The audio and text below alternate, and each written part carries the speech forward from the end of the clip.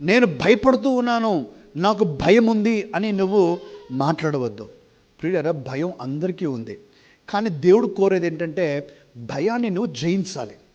దేవుని యొక్క వాక్యం చాలా స్పష్టంగా చెప్పాడేంటి, దేవుడు మనకు పిరికితనము కలిగిన ఆత్మను ఇవ్వలేదు, కానీ శక్తియు, ప్రేమయు, ఇంద్రియ నిగ్రహము కలిగిన ఆత్మనే ఇచ్చను.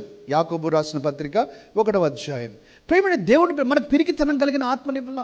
కానీ మనలో చాలామంది చిన్న బొద్దింకల నుంచి ప్రారంభిస్తే ఇక భయాలు, రకరకాల భయాలు ఉంటాయి. ప్రియులారా, నీ జీవితంలో నువ్వు ఒంటరి వాడివి అని అనుకున్నప్పుడే, ఒంటరి దానివి అని అనుకున్నప్పుడే నీకు భయం. చిన్న ఉదాహరణ చెప్తాను ప్రియులారా. మన ఇళ్ళలో చిన్నపిల్లలు ఉంటారు. చాలా మటుకు చిన్నపిల్లలు వారి ఫ్రెండ్స్తో గొడవాడుకుంటూ ఉంటారు. అది న్యాచురల్గా జరుగుతుంది.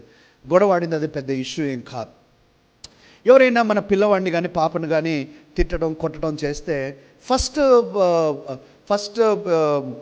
మన వారు వచ్చేది మన దగ్గరికి, పేరెంట్స్ దగ్గరికి వస్తారు. డాడీ, మమ్మీ అని మన దగ్గర పరిగెట్టుకుంటూ వస్తారు. మనకు కూడా ఎవర్రా కొట్టింది నిన్ను చూపించు నాకు అని వాళ్ళ చేతిని ఎప్పుడైతే పట్టుకుంటామో వాళ్ళల్లో ప్రియులర్ ఎక్కడ లేని ఎనర్జీ వచ్చేస్తుంది. నేను చూసేది ఎక్కడ లేని ఎనర్జీ. రా డాడీ అసలు అని వాడు ఉన్నది ఎందుకు కూడా చెప్తాడు కొన్నిసార్లు. వాళ్ళు చేసింటారు, నిజంగానే చేసింటారు. కానీ వీడు ఇంకా డాడీ ఉన్నాడు కదా, మమ్మీ ఉంది కదా అని ఎక్స్ట్రా కూడా చెప్పి ఏదో ఒకటి చేయాలా, ఇంకా ఎప్పుడు వాడు నా జోలికి రాకూడదు, అట్లా చేయాలా, నా పవర్ ఏంటో చూపించాలా అని. కారణం ఏంటి? ఇంతకుముందు లేని బలము ఇప్పుడు ఎందుకు వచ్చింది, ఇంతకుముందు లేని ధైర్యం ఇప్పుడు ఎందుకు వచ్చిందంటే తండ్రిని బట్టి, తల్లిని బట్టి వచ్చింది. ప్రియులారా, నీ జీవితంలో నీ దేవుడు ఎప్పుడు కూడా ఉన్నాడు. నీ చేతిని వదలలేదు. వదిలితే నీవు వదలాలి తప్ప దేవుడు వదలడు. అందుకే నీ జీవితంలో నువ్వు భయపడకూడదు, భయపడనక్కర్లేదు. నువ్వు ఎప్పుడు కూడా నాకు భయం లేదు, నీ జీవితంలో ఎప్పుడు కూడా నాకు విశ్వాసం లేదు అనే మాట నువ్వు చెప్పకూడదు. ఎందుకు నేను ఈ రెండు పక్క పక్కన పెడతా ఉన్నాను పిల్లరా? భయము, విశ్వాసము రెండు ఆపోజిట్స్, ఫియర్ అండ్ ఫెయిత్. కానీ ఇక్కడ అర్థం చేసుకోవాల్సిన విషయం ఏంటంటే faith is not lack of fear. భయము లేని తనము విశ్వాసం కాదు. నా మాట ఆలకించండి. భయము లేకుండా ఉండటం విశ్వాసం కాదు, భయాన్ని జయించటం విశ్వాసం.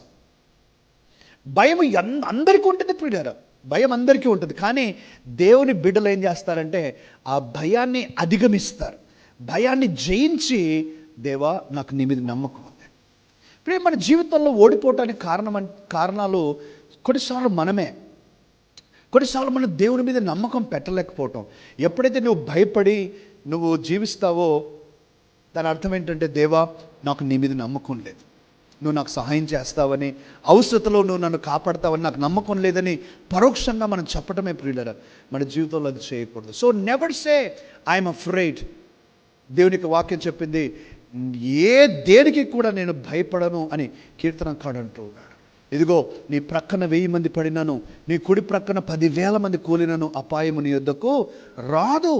నువ్వు భయపడనక్కర్లేదు, నువ్వు ధైర్యంగా ఉండమని ప్రభు ఎన్నిసార్లు చెప్తా ఉంటూ ఉన్నాడు. ఈరోజు మనం జ్ఞాపకం చేస్తాం. So do not say I'm afraid, always say I can overcome this.